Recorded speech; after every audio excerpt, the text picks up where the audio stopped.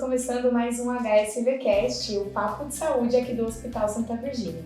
E hoje é um tema muito corriqueiro na vida de todas as pessoas, porque vamos falar de alergias, todos os tipos de alergia. Então, para essa conversa, estamos aqui com a doutora Sara Braga.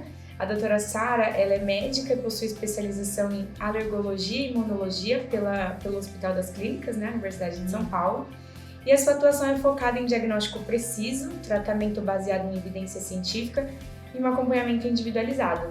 E atualmente ela integra aqui o nosso corpo clínico do Hospital Santa Virgínia, atuando no diagnóstico, tratamento e acompanhamento de doenças alérgicas.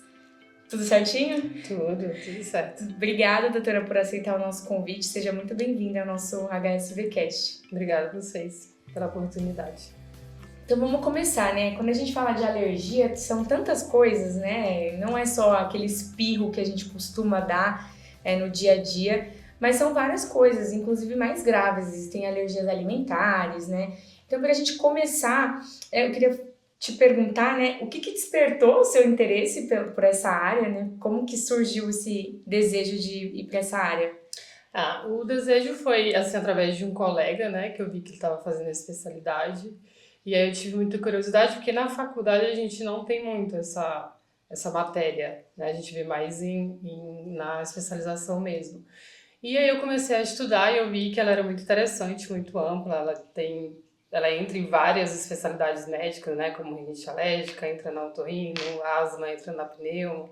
Então eu sempre busquei uma especialidade que fosse ampla, né? E que tivesse essa questão investigativa, que a alergo-imuno tem essa parte muito de investigar.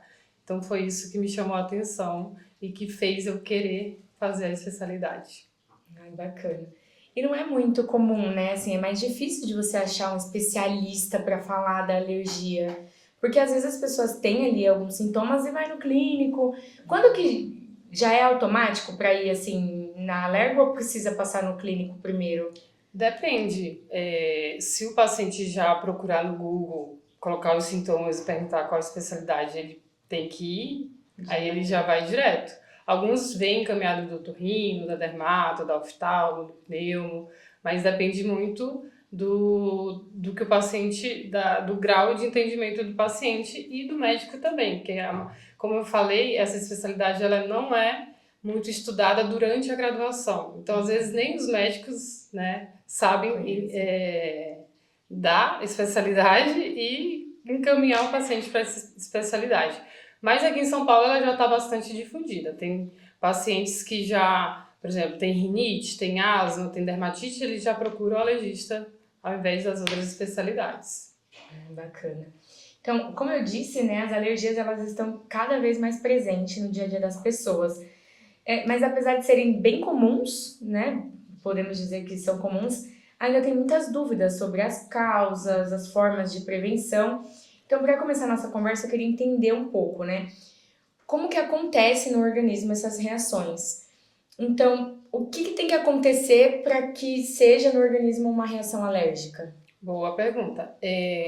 Então, a alergia, né, que é uma parte da imunologia, né? A imunologia é a especialidade e tem a alergia, tem a autoimunidade, autoinflamatória.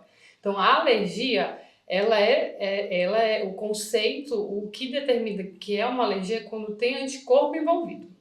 Então, são dois tipos, IgE, que é o anticorpo da reação imediata, e os linfócitos, que é a reação tardia. Então, a definição de alergia seria essa. É uma reação de hipersensibilidade a uma substância que para outras pessoas não seria nociva, mas para a pessoa alérgica é. E tem toda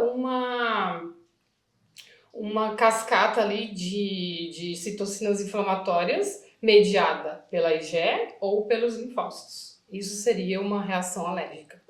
Entendi. E tem diferença entre alergia, intolerância e só sensibilidade? Tem. Alergia é o que eu acabei de falar. A intolerância, o exemplo é a intolerância à lactose, é quando você não consegue digerir a substância. Então ela fica ali e causa sintomas gastrointestinais. Isso é intolerância, não tem anticorpo envolvido. A sensibilidade, no contexto de alergia, o que é? É quando a pessoa tem um teste alérgico positivo. Isso indica que ela é sensível, mas não que ela é alérgica. Para ser alérgica, ela tem que ter o teste positivo e a história clínica compatível com a alergia. Entendi. Bacana. E assim, a alergia, a gente já sabe que é do organismo, né? Mas o que que é a alergia? Ela pode ser genética, por exemplo? Sim, sim, tem fator genético e fator ambiental, né? Aí quando junta os dois, aí piora mais ainda a questão. Às vezes a pessoa teria só uma predisposição genética, mas aí com o fator ambiental piora mais ainda. Algumas são, por exemplo, rinite, asma, dermatite atópica, é genético, já comprovado. Agora, por exemplo, alergia alimentar, alergia a medicamento já não é tanto já não é tanto fator genético. Já é mais do organismo de pessoa para pessoa. A gente não sabe exatamente por que a pessoa desenvolve. Pode ser também histórico de hábitos do dia a dia ou não? Normalmente é o genético. Não, pode sim ser a questão do fator ambiental. A gente pode dizer que estamos vivendo uma epidemia de alergias ou esse termo epidemia é um pouco pesado? Não sei, mas assim, tá caminhando para aumento de doenças alérgicas por fatores ambientais, exemplo, poluição do ar, né? O que sai dos combustíveis, isso causa uma lesão epitelial e deixando a pessoa que já tem a predisposição genética a desenvolver a alergia. Então, isso pode ser que sim, que esteja aumentando as causas por conta dos fatores ambientais. Por isso que nas últimas décadas a alergia aí aumentou bastante. Sim, né? sim, por conta do ambiente industrializado, as pessoas não têm mais contato com micróbios, por exemplo, não tem contato com a zona rural, por exemplo, a gente é muito da cidade, então isso faz com que o organismo não desenvolva uma resposta a bactérias, a vírus, a parásitos, e sim a alergia, que é a resposta TH2, que é a resposta da alergia. Resposta alérgica, no caso. Bacana, doutora. E assim, existem alergias que são mais comuns do que as outras, né? Então, essas doenças alérgicas, elas podem se manifestar de maneiras diferentes ao longo da vida e também em diferentes fases, né? Na infância, tem algumas alergias que tem mais comum de manifestar e na fase adulta também. Muitas vezes esses sintomas, alguns sintomas simples, acabam sendo ignorados pelas pessoas.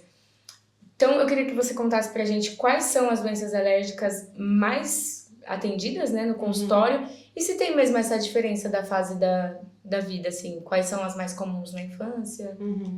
Sim, a que mais eu atendo é a rinite alérgica e é a mais subestimada, né? No caso, a rinite alérgica, quando a pessoa me procura, já evoluiu para uma rinocinusite, uma asma. Então, essa é a que eu mais procuro, é a mais subestimada e é a que mais traz complicação se não for tratada adequadamente. E na infância, o mais comum é dermatite atópica, né? Alergia a leite e ovo, a rinite e também a asma. Na vida adulta, na infância ele não tratou essas, então ele vai continuar tendo na vida adulta. Mas o que é característico de alergia na vida adulta é a alergia a camarão, amendoim, castanha. Esse é algo que acontece na vida adulta. Não sabemos por quê.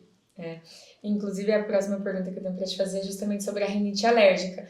Porque ela é vista como um problema simples, mas o impacto pode ser muito grande se não é tratado, né? E isso foi o que eu falei, né? Então, eu atendo muito adulto que subestimou a rinite, tratou de forma correta, de forma não correta, né? Sem uma orientação de um especialista. E eu pego muito pacientes que evoluíram para pneumonia de repetição, sinusite de repetição, asma, porque não tratou a rinite de forma correta, né? Então, essa é a questão de subestimar a rinite. Uma outra doença alérgica que a gente fala muito, que você até citou agora, é a asma, né? Eu achava, bem leiga, né? Mas eu acreditava que a asma era mais coisa da infância mesmo, ali, eu via, né, na escola, às vezes, as crianças com bombinha, eu achava que era muito característica da infância. Mas depois de um tempo eu vi que pode se acarretar pro resto da vida, né? Então, quando a gente fala da asma, quais são os sintomas, né, para que as pessoas, né, também que estão nos assistindo possam identificar, tanto adultas como, né, nas crianças. Eu queria que você falasse um pouquinho pra gente da asma. Então, a asma, ela pode desenvolver na vida adulta, sem ser na infância, né? Vamos lá, os sintomas mais clássicos da asma é tosse, falta de ar e chiado no peito. Esse é o clássico da asma, mas ela nem sempre vem assim tão completinha, né? Se viesse, seria muito fácil de diagnosticar. Então, às vezes, o que acontece? A criança, ela nasce com uma dermatite atópica, evolui para uma rinite e vai para uma asma. E aí, ou às vezes só numa rinite, tá? E aí ele vira um adulto com rinite, aí ele não trata a rinite e aí desenvolve a asma. Ou às vezes só asma mesmo, tá? O paciente, ele nasce com a predisposição genética, tem ali a sensibilização, se você fizer o teste alérgico vai dar positivo, mas ainda não apresenta sintomas, e na vida adulta desenvolver a asma. Isso pode acontecer. E como que é feito o diagnóstico da asma? Clínico, né, baseado nesses sintomas. Aí tem a espirometria, que é o padrão ouro para confirmar se tem, porém, se vem negativo não descarta, se vem positivo confirma. Tomografia de tórax, e aí para saber se é asma alérgica ou não, pedir IgE específica para aeroalérgenos, que são as principais causas de asma alérgica. E em casos que estejam muito em dúvida, tem a espirometria com broncoprovocação e tudo mais. Mas o básico é esse: espirometria, história clínica e teste alérgico para saber se é asma alérgica. Porque 80% das asmas são alérgicas. Então, entendi. E outras doenças, como a própria dermatite atópica que você falou, elas afetam não só a saúde, né, mas várias coisas, a qualidade de vida do paciente também. A dermatite atópica, como você explicou, se não tratada, ela pode evoluir para outras doenças. Como que é o diagnóstico dessa dermatite e o diagnóstico para que não se torne outras doenças mais sérias? o diagnóstico de dermatite atópica é totalmente clínico, né? Tem ali os critérios de dermatite atópica, mas um alergista, um dermato, olha a pessoa e já sabe, é dermatite atópica, porque tem lesões características nas dobras, pele ressecada, bastante prurido, e aí nesse caso, qual seria a outra pergunta que eu esqueci? Então, os sintomas é bem na pele mesmo ali. Pele. E pra gente fazer o diagnóstico clínico, e aí se tiver associado com rinite, que às vezes a gente pede o teste alérgico já específica para aeroalérgeno. E aí tem essa associação de dermatite atópica com rinite alérgica, né? E aí o que pode ser feito para numa criança que só tem dermatite atópica e ainda não tem rinite alérgica? O tratamento para talvez não evoluir seria uma boa hidratação, desde o início, sempre estar hidratando, que aí você cria uma capa protetora na pele e aí diminui as chances dele desenvolver uma sensibilização aos aeroalérgenos que causam a rinite. E aí é um trabalho feito com alergo junto com o dermatologista? Sim, tem esse trabalho conjunto. Ah, bacana. E as alergias alimentares, né? Quais são as mais comuns, assim, hoje? Na infância é o leite e ovo, e no adulto é o camarão e amendoim. Né? Aqui no Brasil eu vejo mais camarão do que amendoim.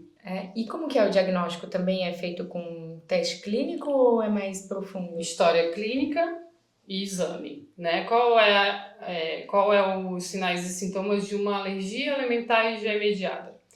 O paciente ingere o alimento, né? Em até 2 horas após a ingestão do alimento, ele vai apresentar manchas vermelhas no corpo, coceira, pode ter inchaços no lábio, inchaços na pálpebra, pode, junto com reações na pele, ter dor abdominal, diarreia, falta de ar, que aí já muda de reação alérgica para anafilaxia. Esse é os sinais e sintomas de uma alergia alimentar e já imediata. Você suspeitou desse alimento, você vai e faz o teste para esse alimento. E aí, se vem positivo, você confirma. Se vem negativo, aí a gente tem que ver se foi outro alimento, né? Se teve outra reação cruzada com outros alimentos que o paciente não conseguiu determinar. Aí segue aquela parte investigativa que o alergista tem que ter para tentar descobrir. E assim, a alergia alimentar, ela pode ser também adquirida, né? Por exemplo, sempre tomei, não só a intolerância, porque a intolerância pode ser ao longo, tipo, sempre tomei, aí de um tempo pra cá comecei a sentir desconforto. Agora, a alergia também, ou você sempre tem, ou ela também pode ser adquirida? Pode ser. Eu sempre comi camarão. Eu posso ter alergia a camarão? Pode. Em qualquer idade. Só que mais na vida adulta, né? Depois dos 6 anos, 10 anos. É difícil ver uma criança com alergia a camarão, mas já o adulto. Mas pode existir também. Bacana. Muita informação, né? Porque quando a gente fala de alergia é tanta coisa, porque é tanto a criança, que acho que a criança assusta mais quando você fala, tá com alergia, o que que é, como que vai descobrir. Aí o adulto já acaba sendo um pouco mais fácil de explicar o que tá sentindo, né? Do que a criança. Vamos falar um pouco do diagnóstico, do tratamento e também dos mitos aí sobre as alergias. Então a gente vai esclarecer isso para os nossos assistentes aí. Quando a gente fala de diagnóstico, né, existem várias formas de identificar as alergias? Sim. Existe. Para cada tipo de alergia tem um tipo de teste, né? Aí, não sei se tem tempo para eu falar de cada um ou se quer só Pode falar. Tem os testes para alergia alimentar, tem os testes para dermatite de contato, tem os testes para alergia a medicamento, tem os testes para alergia à picada de inseto, que a gente não falou, né? Na verdade, ferroada, que são a abelha, vespa e formiga. Então, para alergia alimentar seria IgE mediada, né? Que tem outros tipos de alergia alimentar que são não IgE mediada, que não apresentam, que não tem teste para isso, é totalmente clínico.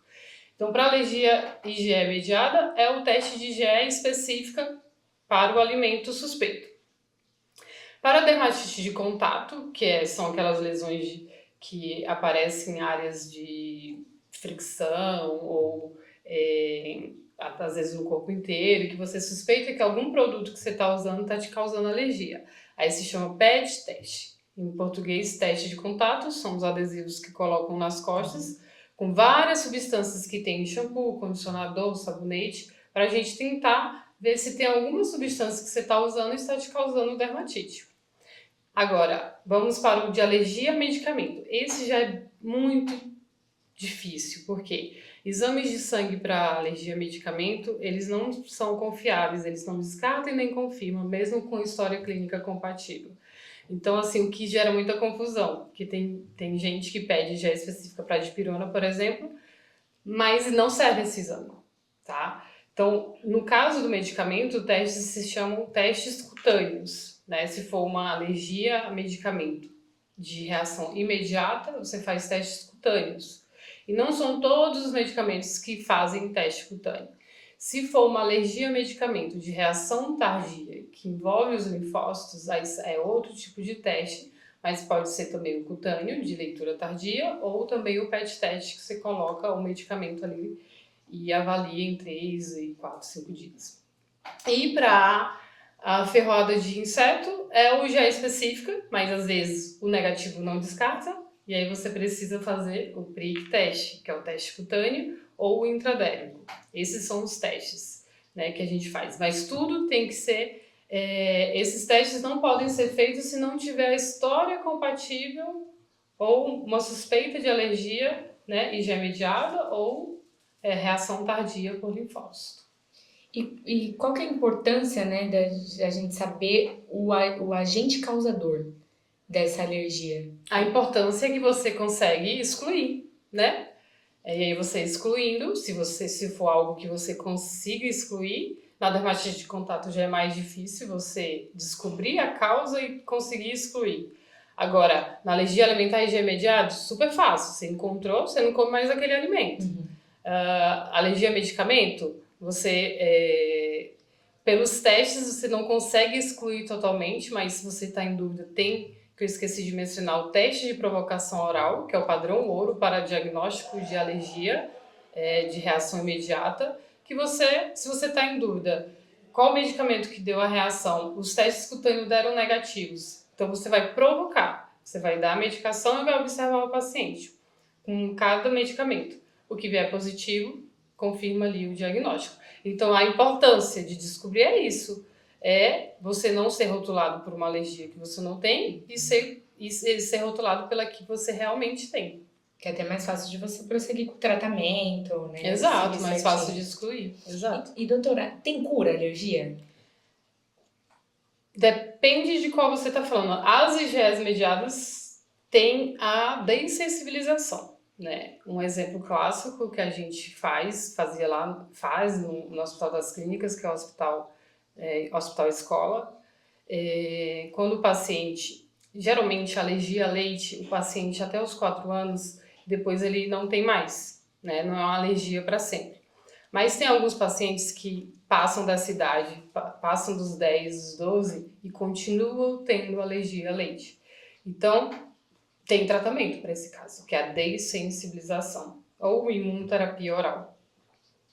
Ela consiste em você vai dando doses bem fraquinhas até o corpo indo acostumando que aquilo ali não é um antígeno, aquilo ali é algo inofensivo. Então você vai dando pequenas doses de leite semanalmente, vai aumentando até chegar no leite puro. Chegou no leite puro, aí, esses pacientes que não atingem a tolerância espontânea, eles têm que tomar o leite todos os dias. Mas aí não tem mais alergia, só que ele vai ter que tomar leite todo dia, como remédio. Caramba. Aí sim, aí tem uma cura, né, entre aspas, né? Porque se ele parar de tomar o leite, pode ser que volte a alergia. A outra pergunta que eu tenho é justamente sobre essa imunoterapia. Mas não chega a ser... não existe uma vacina direcionada para nenhum tipo de alergia? Existe. A vacina é um termo, né? É um termo para os leigos. Mas tudo é imunoterapia. Tem a imunoterapia para esse do leite que eu falei e tem para rinite alérgica, asma alérgica, rinoconjuntivite alérgica. Tem sim. Quando tem a história clínica, né, de rinite, e é um paciente que piora muito em locais fechados, com poeira, e o teste IgE específico veio positivo, por exemplo, para ácaro, que é o causador principal de rinite, conjuntivite e asma alérgica. Quando tem tudo isso bonitinho, clínica positiva, teste positivo, aí ele tem a indicação de fazer a vacina específica para aquele ácaro. Então a vacina barra imunoterapia vai ensinar o corpo a entender que aquele ácaro não é um antígeno. Então a imunoterapia, tanto para o leite quanto para o ácaro, ensina o corpo a diminuir a resposta TH2, que é a resposta da alergia, e aumentar a resposta TH1, que é a que combate bactéria, vírus, tudo mais. Então, de certa forma, a imunoterapia ela dá um aumento de imunidade à imunidade correta e diminui a que não é para estar tão reativa. Isso, a parte da investigação vai decorrendo esse tipo de tratamento, né? Isso, tudo tem que ter a história clínica, a investigação, tudo certinho, correlacionar o teste com o ácaro, com os sintomas, e aí, e tendo tudo isso, e um paciente tendo uma rinite moderada grave, por exemplo, não pode ter uma asma grave, mas a imunoterapia ela tem muito benefício para pacientes com rinite moderada grave. Ela tem muito benefício para eles, quando a gente consegue, né, detectar o ácaro, fazer a correlação clínica, esse paciente pode ter um resultado muito bom com a imunoterapia. Viu, né? A alergia ela é tratada a longo prazo, não é uma coisa resolvida da noite pro dia, né? Tem que ter um tratamento, tem que ter paciência. Exato. E tem que procurar um especialista, né? Porque senão não adianta nada. Exatamente. Voltando a falar das crianças, né? Que é o mais comum da gente ouvir falar de alergia, é uma fase comum de se manifestar alergias, né? Pelas minhas pesquisas, né? Você pode me corrigir. Mas quando que os pais ali têm que ficar em alerta e assim, não, realmente preciso levar o meu filho no alergista, no imunologista? Qualquer sintoma recorrente, por exemplo, ai, meu filho vive com o nariz entupido, com coriza, espirrando, aí ele coça o olho o tempo todo, aí ele fica nascendo umas lesão na pele o tempo todo, ou fica tendo pneumonia, bronquite, sinusite, tudo isso já tem que procurar um alergista imunologista. Tendo isso, mais de 2 vezes no ano, já teria que procurar. Já para investigar e para não E prolongar. tratar e não ficar tendo isso, porque esses sintomas eles podem ser tanto de uma alergia não tratada quanto de uma imunodeficiência. Então precisa ter essa investigação. E tem uma hora correta que acontece? Porque tem muita gente que liga as alergias à introdução alimentar, por exemplo. Tem alguma coisa a ver ou não? A criança já desde cedo já pode manifestar alguns sintomas de alergia? No caso de qual tipo de alergia? Alimentar ou de rinite? Da alimentar. Da alimentar no caso, independente de quando vai introduzir o alimento, se ela for para ter, ela vai ter. Não tem uma forma de prevenir. Tem algumas orientações que eu li, que sim, mas na alergia alimentar já não é tanto assim. É mais para rinite e asma. Mas no caso, uma forma de evitar o desenvolvimento de alergia alimentar é a introdução precoce desses alimentos alérgicos, né, que é o leite, o amendoim, o trigo e o ovo. Então, quanto mais cedo você introduz esses alimentos, a chance da criança desenvolver alergia é menor. E existe alguma forma de prevenir o desenvolvimento de alergias no geral na criança?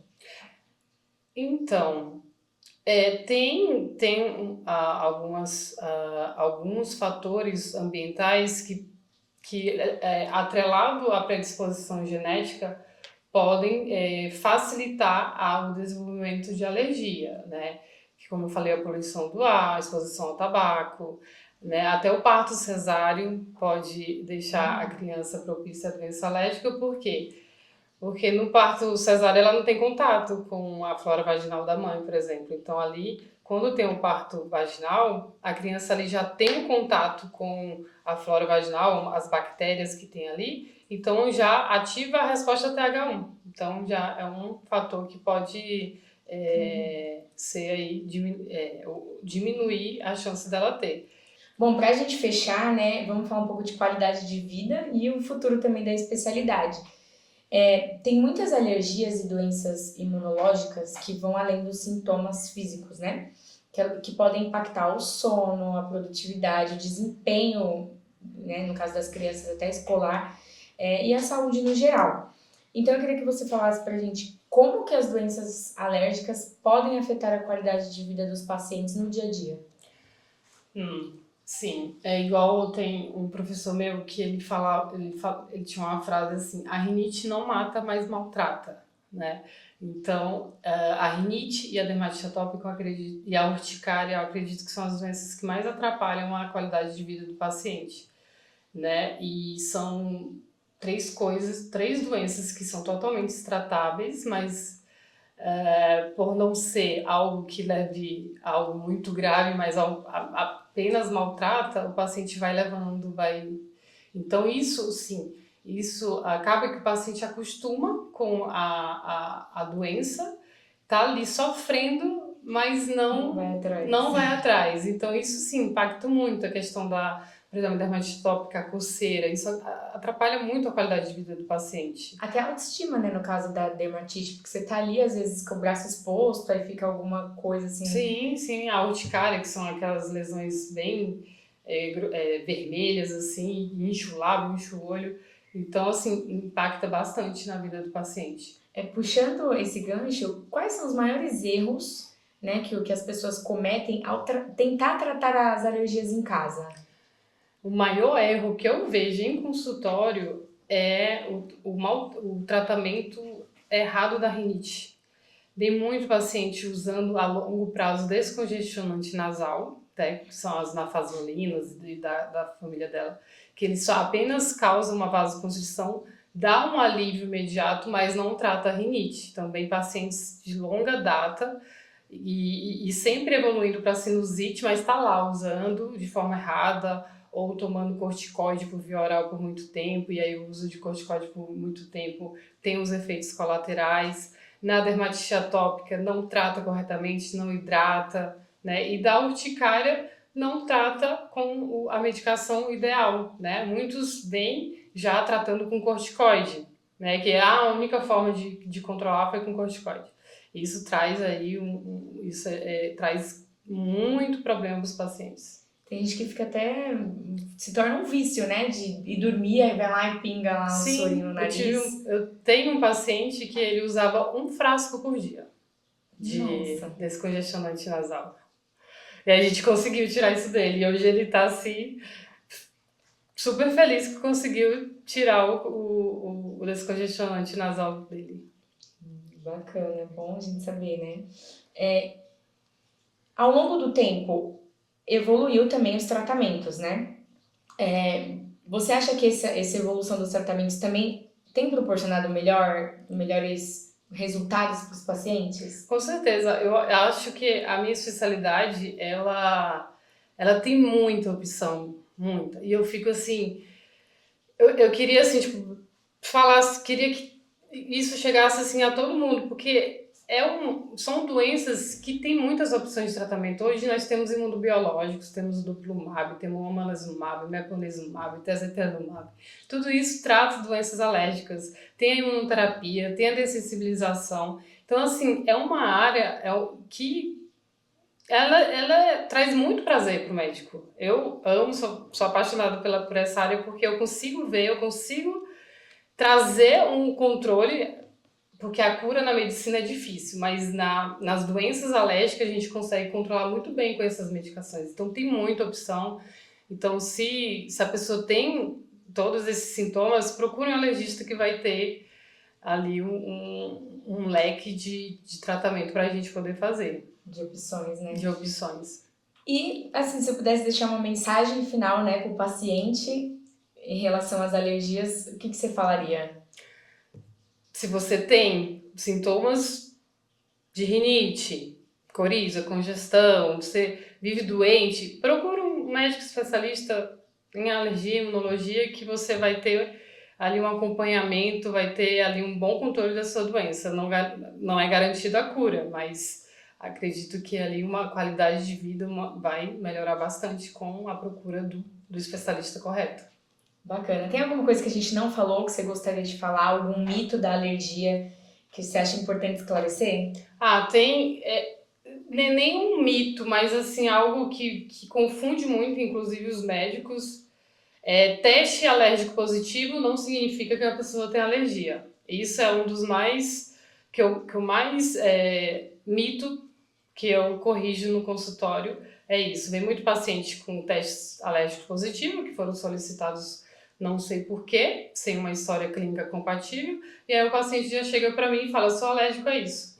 Aí eu converso com o paciente, vejo que não tem a história, então ele não é alérgico, ele é sensível. Ele pode desenvolver futuramente, mas ainda ele não é alérgico. Esse eu acho que é um dos maiores mitos ou problemas que eu tenho que ficar conversando e tentando consertar essa confusão gerada. Bacana. Então acho que é esse o nosso bate-papo, deu para esclarecer muitas dúvidas aqui. Então para você aí que está nos assistindo, não se automedique, né? Não se maltrate, como disse seu professor. Busque ajuda, busque um especialista que tem tratamento. E a gente tem aqui no Hospital Santa Virgínia, no nosso Centro Médico Ambulatorial, o atendimento de alergista. Então se você se enquadra, né, nesses sintomas, procura ajuda, procura o tratamento, porque o tratamento vai te trazer também qualidade de vida. Obrigada, doutora. Obrigada a você. Obrigada mesmo. Tchau, tchau.